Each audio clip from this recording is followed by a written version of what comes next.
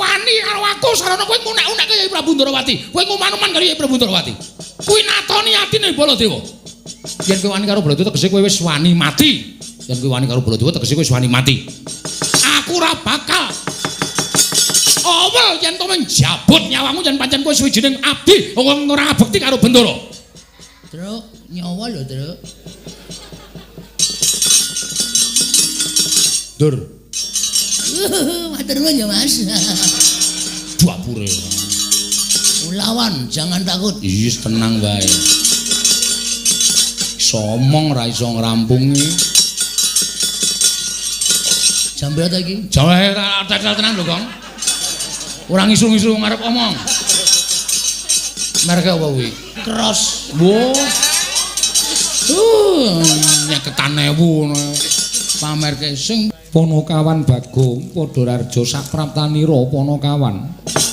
Berkah pangestunipun Sinuwun Prabu Darma Kusuma tansah winantu ing kabagyan niring sambikala. Bekti kula kunjuk Sinuwun. Iya Bagong. Lumrahe wong ngaturke bekti kuwi nganggo nyembah. Sira ming matur tok tanpa ngobahake asta. Ngopo Bagong? Ngopo ya Gong memang? Kolemu mlaku miring-miring. Isine aku terus. Isin ngopo? Mau jujur karo aku. Ora ngematke apa? Ora. Jamku anyar. Iya. Ming jame anyar kok. Le mlaku miring-miring. Aku ndak tok loke kowe iki nek aku ndek apa-apa senengane ngeloke. Wah, ming jam anyar kok le mlaku miring-miring. Abot. Lapis emas e. Waduh. Wong sak Bagong kok tuku jam lapis emas. Tak gorong dina wis biru saiki. Lah tegese kuwi ora lapis emas ming krum-kruman. Jam piro saiki? Tengah loro. Lah. Kok wis lagi jam 10 kok tengah loro. Ngono aku tak blandangke. Oh. Ngono wis ngerti nggone atret. Jam kok atret ora. Ono kawan Bagong keladuk gecul ku marucul. Jame anyar. Nggih. Ya syukur yen to kowe ngabdi ning Amarta isih mipik-mipik Bagong. Ora ketang mung jam. Pangestunipun Sinuwun Prabu Darma Kusuma pendak-pendak menjenengan paring gaji kalian kula tertentu kula celengi. Iya Bagong kuwi becik kanggo dina sesuk yen kowe tuwa. Mekaten Bu Sinuwun. Bukti kula konco nggih Sinuwun. Iya Bagong. Ndak tampa pangestuku tampanana. Kula pundi nggo jimat paripe dayanana ing kasantosan. Ponokan Petruk padha Rarja sapratamu. Pangestunipun Sinuwun Ndarawati wilujeng bekti kula kunjuk nggih Den. Iya Petruk tak tampa. Pangestuku tampanana Petruk nun inggih sanget anggen kangge ndadosaken jimat. Ponokan Bagong padha Rarja. Mengentenipun Ndara Kresna wilujeng bekti kula kunjuk nggih Den. Iya. Bagong tak tampa pangestuku tampanana. Nun inggih sanget anggen kangge ndadosaken jimat paripe. Petruk kantong bolong padha Rarja sapratamu. Sinuwun Mandura wilujeng bekti kula kunjuk. Ya tak tampa pangestuku tampanana. Nun inggih sanget anggen kangge ndadosaken jimat. Ponokan Bagong padha Rarja sapratamu. Pangestunipun Ndara Baladewa wilujeng bekti kula kunjuk. Bagong, Nun. kowe tak tuturi gelem ora? Perkawis menapa? Napa kula kleru? Napa kula lepat? Yen kowe ora rumangsani kleru mestine kowe tak benakke gelem jare kowe nyatane wong tuwa.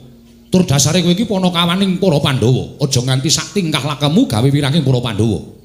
Cukup eneng negara Ngamarta, eneng Datul ya iki mau kang nembe wae kelakon. Nggih, perkara napa to? Yen ngadhep ana ngareping ratu kuwi nyembah laku dodok. Kowe tanpa nyembah, tanpa laku dodok, ratu tok jak salaman ki anggape ratu ki sanak kadangmu dhewe, kulawargamu dhewe napa piye? Walah, masalah niku to. Ya. Napa nyembah niku kudu napa? Lho, tudune kowe ngadhep karo ratu iki kudune nyembah. Lah nggih kula takon nyembah niku kudu napa? Nyembah niku ora kudu. Salaman niku ya memperlambangkan persahabatan. Kula niku kalih Sinuwun Prabu Darma Kusuma niku wis kaya napa nggih panjenengane dadi Nalendra menika nuwun sewu. Kula jak salaman kowe mboten duka kok sampean sing wong liya kok duka-duka niku jane masalahe napa to? Aku ngandani karo kowe men ngerti tata krama. Kula niki wis tuwa ora usah dadak dinahi tata krama, kula niku wis ngerti tata krama. Kula niku ya sekolah e. Kula niku ya lulus e. Lho. Kejar paket B. Ming lulus kejar paket B kok ngleleng ngono. Ora iki lho, iki lho Tru ana wong salaman karo Nalendra kok. Wong sing dijak salaman wae ora nesu kok wong kono-kono nesu ki maksude piye aku tak takon. Wis. Wis. Ndak dadi masalah aku ora seneng. Pokoke kowe ngalah wae. Mumpung aku bendina bar-belan lho iki. Iya. Bar-belan apa? Jam. Isih jam wae. Boyo wis togong mesake. Kancane ora. Ngene-ngene terus saben mengi potok sesisih. Ya wis nek ora tak kandhani sakarmu, sak tingkah lakumu sakarmu. Nggih. Pun sampean mboten sah nyaruwe kula ora arep nyaruwe sampean. Ngoten mawon beres kok. Ning aku ki kandhani karo kowe. Niki mang buktekke. Sinuwun. Apa Bagong? Sampeyan tak jak salaman gerah penggalih. Ora Bagong. Nah, rungokke. Wong sing kono wae ora gerah penggalih, tenang-tenang wae kok wong kono-kono kok unggah-ungguh tata krama apa. Sinuwun Prabu Darma Kusuma ki malah justru ratu sing pancen ngerti karo kawulane. Dheke dijak salaman kawulane ora nesu, disembah ya ora nesu. Kuwi ratu sik merakyat. Ora kudu ratu kok disembah kowe, ora kudu dheweke sadar nek dheke dadi ratu ki mbiyen sing nyoblos ya aku barang kuwi. Iya Bagong, aku matur nuwun. Sami-sami mboten dados menapa sinuwun. Iya Bagong. Koko Prabu nggih sampun perkara kaya ngono kok digawe perkara. Aku ki jane mingkir benerke. Ning kok malah aku sing diwejang karo Bagong. Lah wong Bagong menika nuwun sewu, piyayi wasis. Nadyan kados mekaten menika Bagong menika wong pinter, Bagong menika ora wong cubluk, ya mung pasuryane wae pancen rada kuciwa. Ning nek pikirane nuwun sewu menika lantip panggraitane. Ya Bagong ya, ya ora patek. Iki apik dialem ora gelem elek dilokke moh ki angel lho wong kaya ngono kuwi. Petro, Nun, selamat tekamu. Ndara Werkudara wilujeng. Bagong, Nun. Selamat tekamu. Nggih. Wilujeng Ndara. Yo. Prayogakno. Nun inggih sampun boten kirang prayogi. Bagong prayogakno. Nun inggih sampun boten kirang prayogi. Petro, Wonten dawuh sinuwun. Padha raharja sapraptamu wilujeng dereng sambikala bekti kula kunjung nggih Den. iya Petro. Bagong padha raharja. Nggih Ndara. Pun sawetawis boten rawuh teng Karang Kadempel nyambangi para Panakawan. Iya. Pun wonten 3 sasi niki sampean boten rawuh teng Karang Kadempel. Wah, wis Panakawan do golek papan pendelikan. Mergane ngopo? Sampeyan mboten rawuh teng Karang Kadempel niku sing dadi dayohe Semar Gareng Petro Bagong niku mung debt collector. Iya sesuk aku tak tekan Karang Kadempel. Mengko tak rampungane. Alhamdulillah, Truk, beres, Truk. Petruk raharja sapraptamu, Panakawan raharja sapraptamu. Wilujeng Ndarana Klasdewa bekti kula kunjuk. Wilujeng Ndarana Klasdewa bekti kula kunjuk. Panakawan Wonten dawuh sinuwun. ana wigati apa dene jeneng para sowan mongko tanpa tinimbalan apa saka karepmu dhewe apa saka diutus bapakmu Semar. Sampun kepareng matur. Iya wis ndak keparengake. Matur sembah nuwun. Kepareng ngaturaken tebah Siti Sekul bilung teling ron klopo. Apunten ambek bilih wonten lepat kula nggih kula munjuk atung sapa paduka Gusti kula ingkang sinuwun. Kaya ora dadi ngopo Petro. Ingkang sepisan sowan kula menika ngaturaken sembah pangabekti dungkap angka kalih. Sowan kula menika mboten saking pikajengan kula piyambak, namung kula menika dapur dipun utus. Dipun utus Bapak Semar Badranaya. Bapakmu ya gene Panakawan, utusan marang jeneng sira. Bapak niku pun wonten sesasi niki kaya wong lara ning jane mboten lara. Bapak niku wis ana sesasi niki kaya wong masuk angin ning jane waras. Ning kok tingkah lakune kaya wong sing kurang waras, kurang sehat awake bapak niku. Merga pun wonten sesasi niku bapak niku ora gelem mlebu teng omah. Ming teng ngajeng griya, tenguk-tenguk, longok-longok, dicaosi daharan ora didahar, caosi unjukan ora diunjuk. Mongko nek dalu ya ora gelem sari teng lebet griya, anane ming kemul ngajeng griya. Nah, kahanane bapak sing kaya ngoten niku ndadekake bingung anak-anak. Gareng, Petruk, Bagong. Tumuli kula ngejak Gareng kali Bagong sowan ngersani bapak nanjeke kahanane bapak. Tumuli bapak kula tanting, ngono apa to Pak Jane?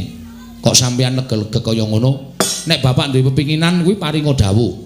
Mergo anak-anak saiki wis mentas kabeh. Gareng wis omah-omah, aku wis omah-omah, Bagong wis omah-omah. Nek eneng wong tuwa sing duwe kerepotan mongko anake wis mentas kabeh. Kuwi jane apa sing dikarepke wong tuwa kuwi dadi tanggungane anak. Mergo urip ki cakra manggilingan. Biyen dek aku karo Gareng karo Bagong isih cilik dadi tanggungane bapak, ning saiki bapak dadi tanggungane anak-anak. Mula bapak paring dawuh, jane pengin apa? Bareng kula matur ngonten niku bapak terus krekel-krekel gelem jehem, kersa nyumet rokok. Terus paring dawuh kali kula. Iya Petruk, bapakmu paring dawuh apa? Ngene ya Truk, ngene ya Reng, ngene ya Gong. Aku meneng wae iki ora mikir karo kahananku. Aku meneng wae iki aku ora mikir karo kahanan anak-anakku utawa keluargaku. Aku kuwi urip ana ing jagat kuwi duwe kewajiban ya kuwi memayu ayu ning jagat mbabar katentreman. Monggo sing tak mong kuwi para satria ing ngateken ati suci pepayung budi rahayu para paya Pandhawa. Aku mapan ing negara Ngamarta kuwi wis tak niati. Nalika semono aku seneng negara Ngamarta kuwi dadi negara ingkang subur makmur warata tias bagya mulya gemah ripah loh jinawi kawulane tentrem padha mat sinamatan daya dinayan tunggal cipta rasa karsa lan karyane. Aku seneng mula Ngamarta kuwi kondang kawenang-wenang. Ning sawangen Truk. Saiki Ngamarta dadi ora padha kaya mbiyen. Ngamarta kawulane padha regejegan, sithik-sithik padha bentak sirah, sithik-sithik padha gelut, mung perkara barang sing sepele. Mongko nggone regejegan kuwi ora kok karo wong liya, malah karo sanak kadang mitra kawruh tangga teparu mung perkara barang sing sepele. Lah kanan sing kaya ngene iki tak anggap yen to Ngamarta ki menanu kawulane krisis kamanungsan utawa krisis moral. Papan-papan pangibadan ora diparani, papan-papan pasinaon ora ditekani, sing ditekani papan-papan maksiat. Mula kahanan kaya ngene iki nek tak nengke wae, nek nganti Ngamarta rusak, gedene Ngamarta kuwi rubuh. Sing diluputke dudu sapa-sapa ning Semar. Semar ora iso momong negara Ngamarta kanthi becik lan apik. Mula kahanan sing kaya ngene iki kudu tak rampungi, Aku kudu iso mbalekake negara Ngamarta kuwi mujudake negara ingkang adil, makmur, warata, tias bagya mulya. Kawulane tentrem, kawulane ayem, ora ana tumindak sing nalisir saka angger-angger pranataning hukum negara Ngamarta. Mengkono Petruk, nggih. Lah, sranane aku pengin bangun pura kencana, Truk. Kaget kula. Semar niku wong sekeng, Semar niku wong ora duwe, Semar niku wong melarat. Kok arep bangun pura kencana wis iso diwestani pura niku papan kencana niku barang sing larang utawa kencana niku Mas Jamrut Hergeni menika wujudipun kencana apa ya Bapak iso kose kowe aja salah tampa Truk aku bangun pura kencana ki ora kok bangun papan sing magrong-magrong dumadi saka Mas Mutiara Jamrut Hergeni iku ya ora nanging aku bangun pura kencana kuwi papan kencana kuwi Mas papan sing ngembane uripe para kawula sak negara Ngamarta kuwi ayem tentrem rukun manunggal tetunggalan tunggal cipta rasa karsa lan karyane sumuyut marang Pangraing Sinuhun Prabu Darmakusuma. Aku pengen ndadekake negara Ngamarta kuwi kaya dene wujuding papan pura kencana ingkang kebak kanikmatan, kebak kabungan lan kebak kabagyan. Oh ngaten Pak. Iya. Terus pripun kula matur ngaten Bapak paring dawuh. Ning syarate ana. Syarate apa Petruk? Kowe tak kongkon sowane negara Ngamarta, Pandhawa 5 cacahe aturana rawuh ning Karang Kadempel, sinambi mundi pustaka Jamus Myang Jimat kelima sada. Merga apa Pandhawa kok kudu rawuh ning Karang Kadempel? Pandhawa ki pangareping para kawula. Pandhawa kuwi sembaning para kawula.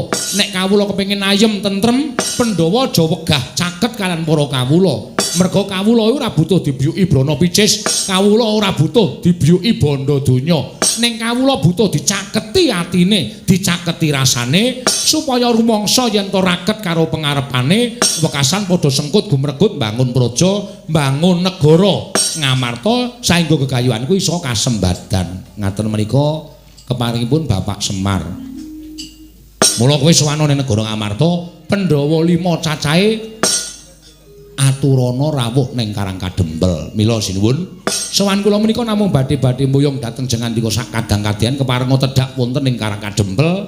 Mastuti dhateng ngendikanipun Bapak Semar Badranaya. Matur sembah nuwun cekap semanten atur kula. Monggo kula hangarantu dhateng sabdanipun Sinuwun Prabu Darmakusuma. Petro, Nun. Gegayuhane bapakmu kuwi pancen bener, apik lan becik nun nggih. Nanging aku tak taren karo dulurku papat cacahe, merga Pandhawa kuwi 5, ora ming Puntadewa pribadi. Wah nggih monggo menika langkung prayogi. Menika ingin dipun pestani musyawarah menika ngaten menika. Menawi Sindara Werkudara, Ndara Janaka, Ndara Nuklasdewa kersa rawuh teng Karang Kadempel, ah niki ateges gegayuhane bapak bakal kasembadan. Werkudara, nggih. Si Adi wis midhanget ature Petruk. Wis, penemune si Adi piye? Petruk, Nun. Yen bapakmu bakal bangun Pura Kencana, kuwi gegayuhan sing luhur. Malah yen kepara matur karo bapakmu, yen butuhake Prabeya, butuhake apa wae, aja metu saka bapakmu. Ning metu saka Jodipati, aku ora bakal wegah cucul kanggo kasembadan gegayuhane bapakmu. Alhamdulillah. Matur suwun Ndara. Ndara Janaka pripun? Petruk kanthong bolong ora ming Jodipati. Yen perlu aku bakal sak biyantu kelawan bapakmu, ya lahir, ya batin Petruk. Jan matur sembah nuwun. Ndara Nuklasdewa pripun? Petruk kanthong bolong aja kuwatir. Yen pancen ragat saka Jodipati lan Madukara isih kurang, yen perlu sawu jajar kasatriyanku digadhekke dhisik ora apa-apa. Kanggo ragat bapakmu Petruk. Estu menika? Iya Petruk. Alhamdulillah matur sembah nuwun. Ndara Nekul anu Sedewa, iya Petruk aku ya ora bakal wegah. Apa sing dibutuhke bapakmu aku bakal nyukupi. Gegayane bapakmu mau luhur Petruk. Matur sembah nuwun tanpa pepindhan. Jan kelakon penjangkane bapak. Ngetokke nek ndara-ndara kula Pandhawa menika nuwun sewu mboten lali dhateng menapa ing sampun dipun tindakaken bapak. Nyatanipun bapak menika sangat ageng lelabetanipun kaliyan para pupunden kula Pandhawa. Petruk dalem aja seneng dhisik. Lho lha pripun wong sedaya pun sarujuk kok. Panjenengan kantun bidal kula kantun mangkat, ndara-ndara kula Pandhawa nggih kantun tindak. Kok tasih paring pangandikan mengko dhisik? Merga bingung rasaku Petruk. Sebabe Koko Prabu Ndarawati rawuh mrene, Koko Prabu Baladewa rawuh mrene kuwi uga mbutuhake pustaka jamus miyang jimat kelima sada. Lho. Sinuwun Ndarawati. Iya Petruk. Mula yen to aku nuruti karepe bapakmu, doh nyono cerak nyono padha mestani yen to Ratu Ngamarta kuwi mencla-mencle ora iso dicekel gunemane. Mongko rawuhing Koko Prabu luwih dhisik tinimbangane kowe. Ngerti Petruk, nadyan kuwi wong liyan kebrayan nanging yen to luwih dhisik kudu tak dhisikake. Nadyan kuwi sedulur kula warga. Yen to tinemu mburi ya kudu tak ladeni tinemu mburi. Kuwi pernatan negara Ngamarta mula ora kena diterjang sarta ora kena diterak. Sing gedhe pangapuramu Panakawan Petruk. Pandhawa kudu ngrampungi negara Ndarawati dhisik mengko sawise kuwi budal ning Karang Kadempel. Sinambi mundi pustaka jamus kelima sada. Waduh. Gong, mulih le. Mulih piye? Ora entuk gawe. Kok iso? Kok iso? Lah iki Sinuwun Kresna luwih dhisik rawuh, Sinuwun Baladewa luwih dhisik rawuh, mbutuhke pustaka jamus miyang jimat kelima sada. Ardiasta ning Ndarawati. Sinuwun Ndarawati kok mbutuhke pustaka jamus kelima sada argo ngopo? Ndarawati ketaman pegebluk Bagong, bisane waluya nirmala temah jati, jati temah mulya. Yen to ditumbali pustaka jamus miyang jimat kelima sada. Oh, piye? Ah dhewe kalah dhisik kok. Pernatan Ngamarta ki sapa sing dhisik-dhisikke sapa sing keri dikerekke. Mula wis ayo mulih. Ora usah dadak awak dhewe piye-piye engko ndak malah dadi geger, mulih wae matur karo bapak nek sowane awak dhewe kalah dhisik karo Sinuwun Ndarawati. Sik, Tru. Kowe arep ngopo? Nek entuk aku tak omong nang ngarep kono, nek entuk nek aku ki nek omong ya meh ngawur. Ning kadang kala omong aku ki sok bener. Heeh. Terus Aku tak sik matur. lah aku Kowe pindah mburi. oh iya. Ning ora gawe masalah lho, Gong. Ora, aku ki ya tak ati-ati nang kraton kok ndak malah kesalahan meneh. Heeh. Mergo nek gawe masalah iki dudu nggonmu, iki ning kraton Ngamarta. Wis ngerti. Ya. Alon-alon ya. Alon-alon rasa kuwatir. Iya. Ana kawan Bagong arep matur apa? Niki ngenten Sinuwun. Gandeng Petruk. Niku nuwun sewu, SDM-e rendah. Dadi Petruk niku mboten iso omong secara napa nggih? Apa? Sing pinter ngene lho, sing mletek pikire. Iya, Bagong, kowe arep ngrembug apa? Kula ajeng matur sanipun Sunan Prabu Darma Kusuma supados atur kula menika kinarya panglimbang.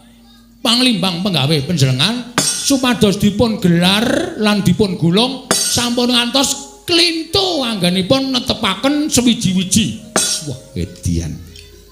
Pek mau, Gong. Heeh. Meneng kowe madang wae. Oh iya. Rasa gagas aku kowe. Iya, iya. Disekecake. Heeh. Perkara apa, Bagong?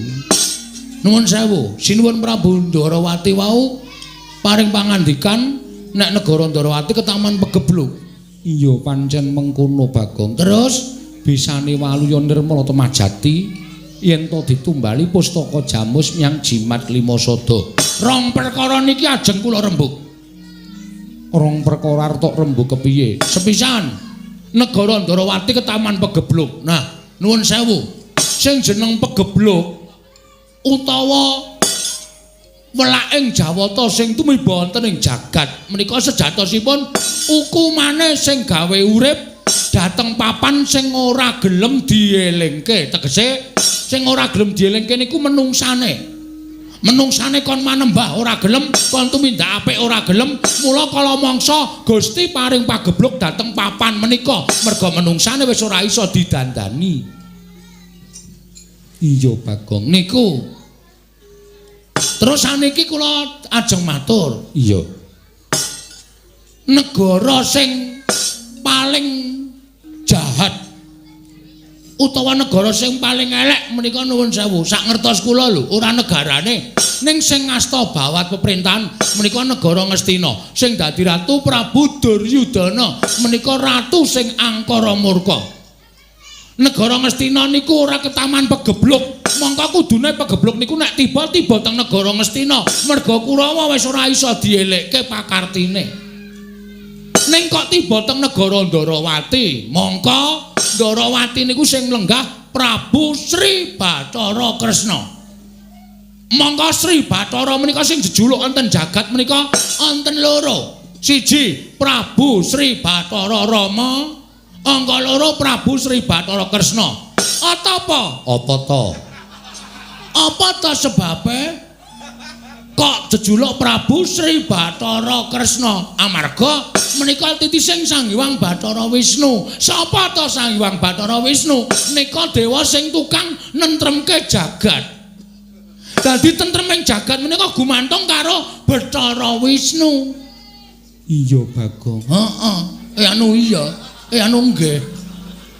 Iya, Bagong. Lah saniki pertanyaannya kuwi apa? Oh iya iki wayang ndeng lali aku. Aku kaya ning balik RK e, Tru. Balik RK ora ana, wis ilang suwe kok. Pedukuhan. Heeh. Kaya menehi penyuluhan Pok Giat. Ah iya. Pok Giat. Pitakonane mboten sanes kejawi namung nuwun sewu. Negara sing ketunggon Prabu Kresna titis Sang Hyang Wisnu kok ketaman pegebluk. Niki napa mboten langkung prayogi dicek dulu. Dipresani rumiyin. Ngoten. Perkara mengke ketaman pegebluk saestu menapa mboten? Mboten masalah. Ning sing penting ditiliki riyen, aja nganti kleru dalan. Mengko nek kleru dalan, gegetun mburi niku pun mboten nonton anu apa jenenge napa jenenge Ora ana asile. Udu hasil. Mboten nonton prayoganipun. Ketoke ya udu kuwi, Kang. Heeh, sik lagi mikir aku. Mboten nonton Opo Bagong? Sik to. Anu napa ginanipun. Nah, mboten wonten ginanipun. Iya. Terus saniki kula tak takon. Pustaka Jamus Klimasada menika estunipun mboten kok pusaka panjenengan tok. Mboten namung pusakanipun Sinuwun Prabu Darmakusuma sak kadang-kadang Pandhawa gangsal cacahipun. Ning niku pusakaning bangsa Ngamarta, pusakaning kawula Ngamarta. Nek Ngamarta kelangan pustaka Jamus Klimasada menika para kawula badhe ketuyang-tuyang uripe. Mulai ngawur ketuyang-tuyang ki apa? Ketuyang-tuyang ki apa? Pokoke rekasa lho, Tru. Nek bahasane wis dodong. Ketoyong-toyong. Rekasa uripe, tanduran ora bakal tukul, uripe masyarakat ora ayem.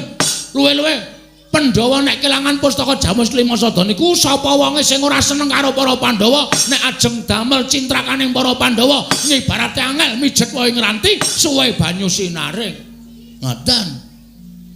Terus saniki kula tak nyuwun pirsa. Nek saniki terus ming dienggo tumbal.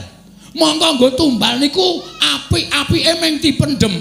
Ateges pustaka Jamus Klimasada menika mboten wangsul dhateng para Pandhawa. Ingkang mekaten Pandhawa badhe kecalan pustaka Jamus Klimasada. Iya bener apa Kang? Mangke riyen kula dherek rambung. Iya sakarepmu Bagong. Terus saniki perlu dipenggalih. Saniki perlu dipenggalih. Nuwun sewu, saniki niku akeh wong nyilih anu nyewake sandangan wayang wong. Iya. Saiki akeh wong nyewake sandangan, akeh wong pinter sulapan, akeh wong pinter apus-apus. Nuwun sewu, kula mboten ngarani. Nuwun sewu, ya nek iki nek kresna tenan. Nek udu, ayo. Upama niki panjal maning mungsa. Niki panjal maning wong sing ora seneng karo para Pandhawa ming arep gawe cintrakaning Pandhawa sarana nyuwun ngampil pustaka Jamus nyang Jimat Klimasada. Terus Pandhawa kelangan pustaka Jamus Jimat Klimasada. Terus wong sing ora seneng niku wau ajeng gawe cintrakaning para Pandhawa. Apa ora cilaka? Ngoten. Sampeyan niku dadi ratu aja ning paningal lair tok, ning paningal batin kedadi wong akeh. Amarga saniki akeh telik Mangendrajala ingkang badhe andhasta pustaka Jamus Klimasada, ming kepengin kenggonan pustaka Jamus Klimasada nganti membo-membo sanak kadang, membo sedulur niku perlu dipenggalih. Sabab nek mboten ngoten, kula mboten truk jojokane kon mandeg truk. Iya. Nek tak-tok-tak-tok aku omong wae. Nganti kentekan akal aku. Heeh.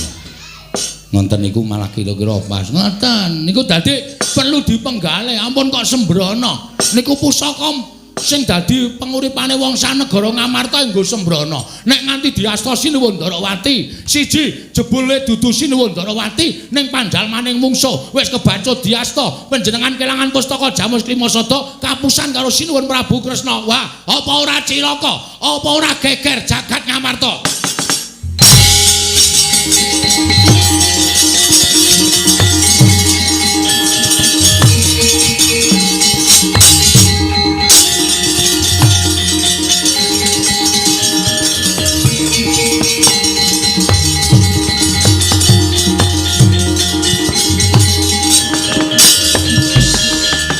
Maning jajalanat iblis lanat sukertaning bawono. Wah, derajate ping batur kok drangap-drangap nerweteh kaya bedhek sing mundhep pategalan drewi kok grojogan sampe. Bagong. Pono kawan Bagong. Biar kowe ora senengane gawe masalah saiki pikiran nek ngene iki. Truk. Ini truk gentenan gon. Emoh. Mau pindah ngarep kok saiki arep njaluk. Iki ana masalah e. Masalah rampunge kowe iki nek omong celkap-celkop, nek omong ora gagas natoni atine wong liya kok senengane waton jeplak cangkeme. Saiki rasakno kuwi piye Sinuwun Mandura nesu kuwi. Aku ora ngece Sinuwun Mandura kok. Aku mung ngarani Sinuwun Darawati. Ning kowe ngerti ya Sinuwun Darawati iki adine Sinuwun Mandura. Sinuwun Mandura ki nek adine dingonokne kuwi dheweke duka. Saya tak takon karo kowe, aku adine sapa? Adikku. Kowe ora nesu apa? Ora. Oh, telek iki. Pahit kowe iki ora sebaya mukti sebaya mati nek carane ngono kuwi. Ha wis karepmu. Wis kono ditandangi. Aku ora ngerti masalahe kok. Bagong. Bagong. Noleh mrene. Jam pira ta iki? Ah, ora urusan jam. Yo jame anyar kok delek-delok nilai jam, delok-delok nilai jam. Kowe mau geneman piye? Kowe mau geneman piye mulo gak saiki kowe tak takoni wangsulana. Kowe mau geneman piye? Kowe mau omong piye? Lali. Wis ket mau ele omong. Wis lali sinuwun Kowe ngino karo Yai Prabu Ndorowati. Kowe ngarani utawa Yai Prabu Ndorowati ki panjalmaning mungsuh kang bakal lembut pustaka Jamus Lima Sada. Ya ora. Kowe ngarani Yai Kresna kuwi panjalmaning mungsuh sing bakal gawe cintrakaning para Pandhawa. iya apa ora? Iya. Wis domongi iya kan dadak iya apa ora? Iya apa ora? Anggepmu apa? Kowe wani nyerweteh gunemamu ngino wareng Yai Prabu Ndorowati anggepmu apa? Mboten napa-napa. Kowe iki derajatmu apa? Kula batur. Yai Prabu Ndorowati Niki ratu. ing atase kowe batur kok wani ngino karo ratu. Nuwun sewu, sing kagungan asma Sinuwun Ndorowati sapa? Lho, Yai Kresna Sing tak ece meneng wae kok wong liya geger ki ngopo? Hah? Sing tak ece meneng wae kok wong liya kok geger ki ngopo? Lho, aku kakangne. Tru, kowe kakangku ya, Tru. Udu. Tru. Emoh, ora melu masalah yo. Aku kewedan iki, Tru. Syukur salah aneh-aneh ora. Engko jamku nek anggo perang mati. Luweh. Mati tenan tok detikane kok bali mutere ngiwa. Ngiwa ya ben ora. Tegese kowe wani karo Yai Prabu Ndorowati. Tegese kowe wani karo Yai Prabu Ndorowati padha karo wani karo Natamandura Prabu Baladewa. Ayo saiki kowe bali. Kowe bali. Bali teng pundi? Bali nang Karangkadempel. Kok kon bali niku pripun kula niku diweling karo Bapak, Bagong, Petruk, kowe bali kena ning kudu bareng karo Pandhawa 5 cacahe. Mundi pustaka Jamus miang jimat kelima sada. Tegese kuwi wangkal. Mboten wangkal. Ning mengkele bali. Tegese kuwi wangkal. Asa terserah. Sampeyan ajeng ngarani napa monggo mawon sing penting kula mboten ajeng wani karo sampean. Ning kowe wis wani karo aku sarana kowe ngunek-unekke Yai Prabu Ndorowati. Kowe nguman-uman karo Yai Prabu Ndorowati. Kuwi natoni atine Baladewa. Yen kowe wani karo Baladewa tegese kowe wis wani mati. Yen kowe wani karo Baladewa tegese kowe wis wani mati. Aku ora bakal awel yen to menjabut nyawamu yen pancen kowe suwijining abdi wong ora abekti karo Bendoro. Truk, nyawa lho, Truk. Dur. Matur nuwun ya, Mas. Dapure. Lawan, jangan takut. Iya, tenang bae. Somong ra iso ngrampungi. Jam berapa iki? Jawa tetel tenan lho, Kong. Ora ngisul-ngisul ngarep omong. Merek apa kuwi? Cross. Wo. Nyeketan 1000 ngono. Pamerke sing penting klip-klip. Sing penting klip-klip.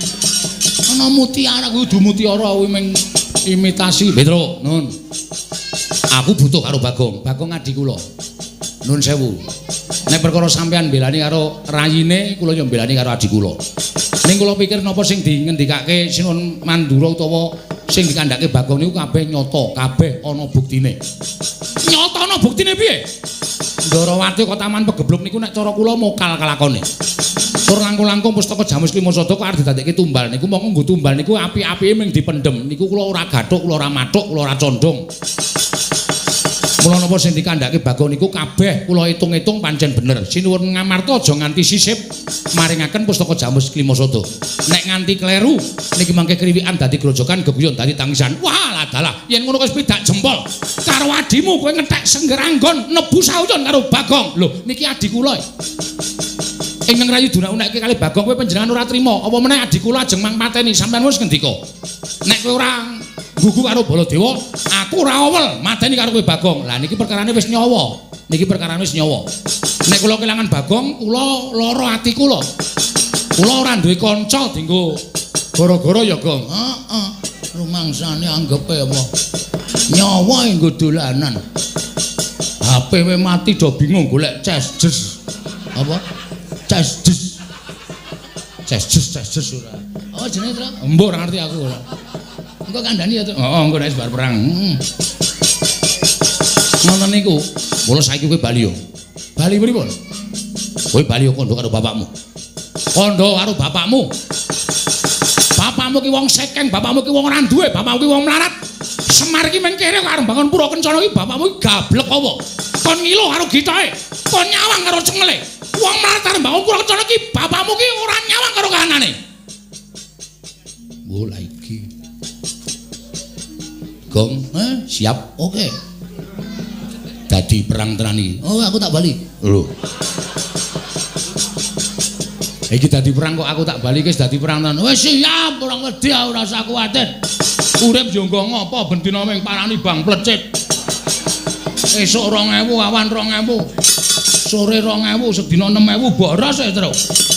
Aku apa-apa tok kreditke kok. Mulane yo ngrekoso uripmu. Nuwun sewu. Nek sampean ngunekke Petruk niku wong melarat wong ora duwe monggo. Nek sampean ngunekke Petruk niku wong sekeng wong sing mung derajate batur monggo. Nek sampean nyandak bapak niki selain perkarane. Gitu perkarane. Nuwun sewu. Kula ora ngajeni karo sampean mergo sampean ora tata krama karo Petruk. Arepa Petruk nimping kawula cilik sampean kudune tata krama karo kula mergone sampean kalah tuwa karo Petruk. Unggah-ungguh tata krama dienggo. Ning sampeyan wis ora nggunakake tata krama, sampeyan nggunakake bapak wong kere, wong gedibal, wong 17, wong elek nyolok mripat. Kula ora trima. Lho, wani aku Baladewa sing tawedeni apamu? Apa dimasamu aku wedi karo kowe? Basa terus cerewet ngomong ngono. Nuwun sewu, kudune sampeyan tak basani. Ini mergo saka tekon sampeyan watak sampeyan sing ora wangun dibasani, nyuwun pangapunten kula basa karo sampeyan. Nggo ngopo kula basa karo Prabu Baladewa? Nek sampeyan senengane ngendak karo wong cilik, nek sampeyan senengane ngidak-idak karo wong cilik, sampeyan ngasake dadi derajat pangkat duwe derajat pangkat nganggo mekutha dijeluk Prabu Baladewa. Nuwun sewu, Den. Derajat pangkat niku mboten wonten artine napa-napa. Sampeyan kali kula niku di mata Tuhan itu sama. Sing bedake men derajat karo pangkat. Derajat karo pangkat sampeyan sesuk ora nggo ngadep ngersane sing gawe urip. Bapak niku ya padha derajate karo sampeyan. Lha sampeyan aja ngece karo bapak. Bapak ki nek gelem dadi dewa niku derajate luwih dhuwur saka sampeyan. Kok sampeyan ngonekke bapak kere, bapak gedibal 17, bapak wong elek nyolok mripat.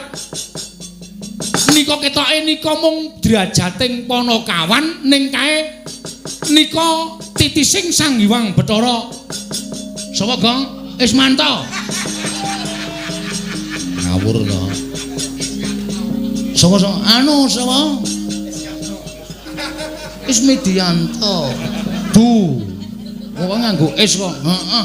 Aku ya sok nyelok si is ngono. Sapa jenenge? Wah, sapa sok lali kok. Ismana. Udu.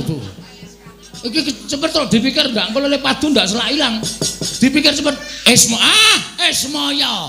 Nika Sang Hyang Bathara Ismaya niku kakangne Bathara Guru. Nika nek gelem urip teng kayangan niku pangkate luwih saka sampeyan, derajate luwih saka sampeyan. Kok sampeyan iso ngonekke Semar wong kere, wong gedibal 17, wong elek nyolok mripat saka ndi? Saniki kula tak takon karo sampeyan. Sampeyan sadurunge dadi ratu niku uripe teng pundi? Sampeyan sadurunge dadi ratu niku uripe teng pundi? Sampeyan dititipke Demang Sagopa teng Widara Kandhang. Biyen upama Demang Sagopa niku blaka, Kakrasana enten teng Widara Kandhang, sampeyan pun mati dirajang-rajang karo Kangsa. Bareng sampeyan saniki urip dadi ratu kok karo kawula cilik kok ngidak-idak. Kok semangkean kok. Hah? Terus mulai pucet wong itu.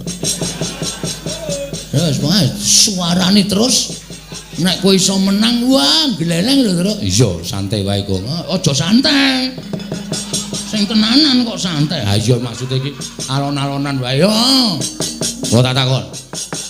Saniki manggenahke pripun? Ajeng pripun kula manut? Petruk nek wis kaya ngene, wis ora wedi apa-apa. Kula agal ya wani, alus ya wani, padang ya wani, petengane ya wani. Iblis lanat. Mboten iblis niku tenan.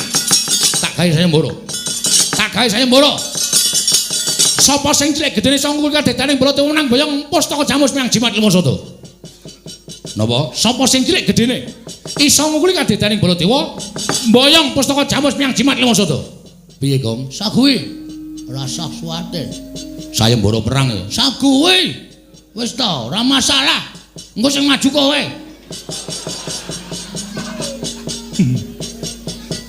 Piye? Wani ora? Aku rada tratapan nek wedi ora, nek wani kok wani karo Sinuwun.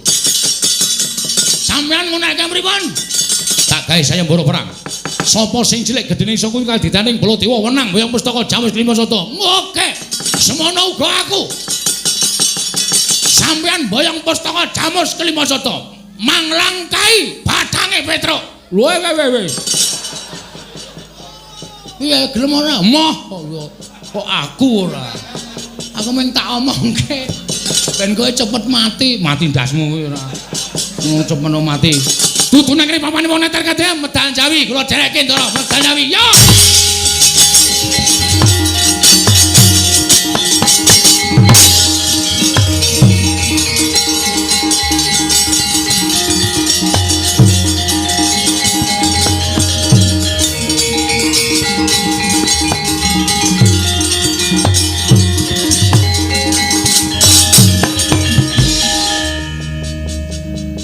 Lah iki Bagong ora metu kok malah neng kene. Mbok yo gek metu. Weh, metu kok disusu-susu.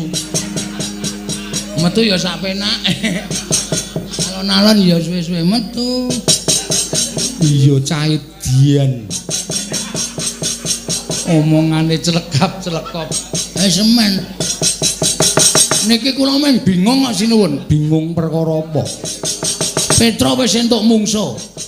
Prabu Baladewa. Lah terus kula ken ngopo? Nganggur. Monggo kula niku wonge ra iso nganggur. Terus karepmu piye? Kula sisan teng mriki golek mungsuh. Lho. Sapa sing arep mbok mungsuhi? Petra kakang kula, Baladewa kakane Kresna. Kakang mungsuh kakang, adi mungsuh adi. Mbok ora aleman. Jampun. 11 kliwat 5. Jam bae rumah saya. Koko Prabu, wonten dawuh Bagong nantang kalian Koko Prabu. Lho, Bagong, Nun, kowe nantang aku apa piye? nek sampean selo ora ana acara. Oke. Lho, nek pancen nantang karo aku ayo mengo ndene, madhep rene, aja madhep rono. Oh siap. Pajake wong loro saudon telu saurupan. Tak pikir-pikir tok sumbering perkara niku saka sampean. Lho, kok aku ngopo? Sampean nek ora negarane ketaman pegeblok tanah lamun nyilih pustaka Jamus Limasada. Kenapa geblok ora kuwi dudu kuwasaning Kresna. Kuwi keparenging sing gawe jagat. Mula aku ora duwe kuwasa nolak kalon pegeblok mau Bagong. Wis pokoke kula ngluputke sampean. Nek ana apa-apa Petruk nganti cilik lara gedhe tekaning pati. Ora ana wong sing tak incer selawane urip ana ing jagat kejaba mung Ratu Ndarawati. Lah yen kowe arep ngincer karo Ratu Ndarawati saiki sisan dirampungi. Oke. Padake wedi aku. Dirampungi cara piye? Kowe nantang karo aku Sing tak wedeni apamu? dudu ning kene papane wong Gandayuda. Ayo metu njaba. Piye? Metu njaba. Aja eman-eman. Metu njaba eman-eman nyakit. Rugi le rekoso. Werkudara. Apa? Mbok iki tulung geceken ndase iki lho. Ana-ana kawan kok bingungke kaya ngene mau jijak tantang-tantangan bareng jak metu njaba kok emoh. Asli aku nemu njaba aku. Teng mriki mawon diteter kadidene. Lho, iki keratone. Ha sing ngomong iki alas ya sapa? Saiki tak takon, nek kowe arep mani karo Kresna ki gamanmu apa? Lho, wani. Wong niku ora nganggo Aji Jaya Kawijayan, ora nganggo guna kasantikan, sing penting wani. Lah nek cara jaman saiki perang nek ming paitan wani wae mesti modar. Mergo aku duwe pusaka. Lho. Ya nggawa. Lho, mesti tak gawa. Wong pusaka. Apa upamane? Senjata cakra. Waduh. Terus aku duwe Sekar Wijaya Kesuma. Kuwi yen tak agem ora iso mati. Wah tenane. Iya. Mbok aku njaluk. Lho, nggo ngopo? Nggon aku kerep mati e. Mbok tak ombene men urip terus.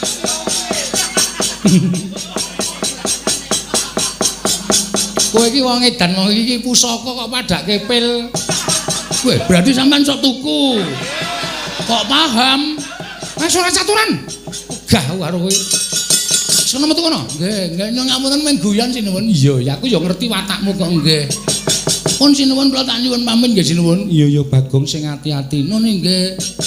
Kula tak medal jawi tak ngelekke Petro kok wani karo Prabu Baladewa mungkin ndak kualat. Iya Bagong sing ati-ati. Sampun nyuwun pamit.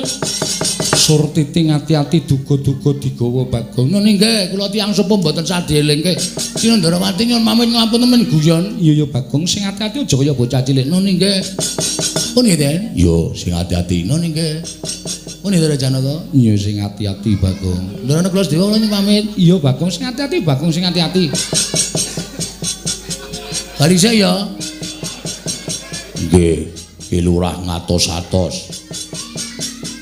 WA-mu isih sik mbiyen kae to? Tasih.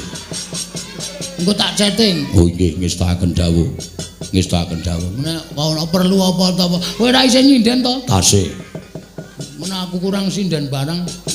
Nek kurang sinden tak pateni ning dalan kowe tak kabari. Wong edan. Sampun nyuwun pamit sinuwun. Sing ati-ati aja kaya bocah cilik. Mengke nek kula mboten ngelekke Petro ndak malah ora rampung-rampung kedadeane. Pareng sinuwun. Iya Bagong. Pareng sinuwun. Iya Bagong sing ati-ati. Pun nggih, Den. Yo sing ati-ati.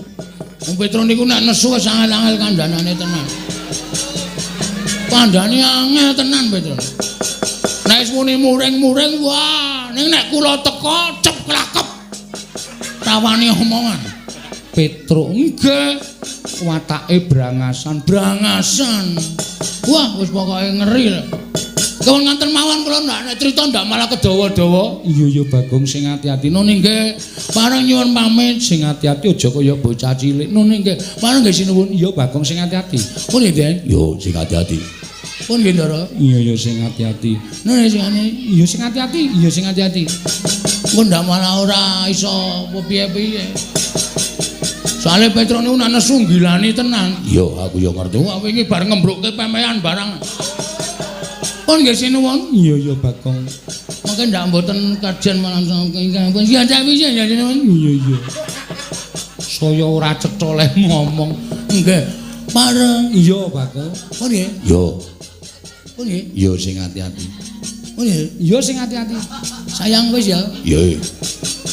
Tak metu tenan ah. Dameng bola-bali kok ndak do diarani aku ki kurang. Asale ngaten wingi nika.